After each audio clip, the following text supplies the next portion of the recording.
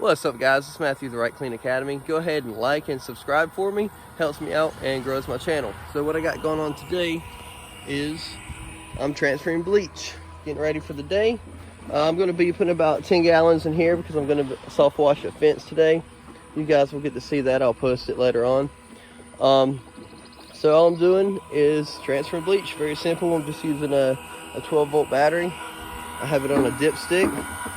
And then I have my drumming pump from Harbor Freight, and very simple, very easy to use. It beats a hand pump. And whenever I'm done, I have this big tote. I just stick my dipstick in the tote and flush it out, so it saves the pump, and it lasts me a really long time. I think the last one I had lasted me about a year. But anyway, guys, that is it. If you guys have any questions, not a long video, very short. If you guys have any questions, leave them in the comments. I'll help you guys out as much as I can.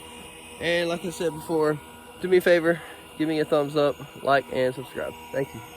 Take care.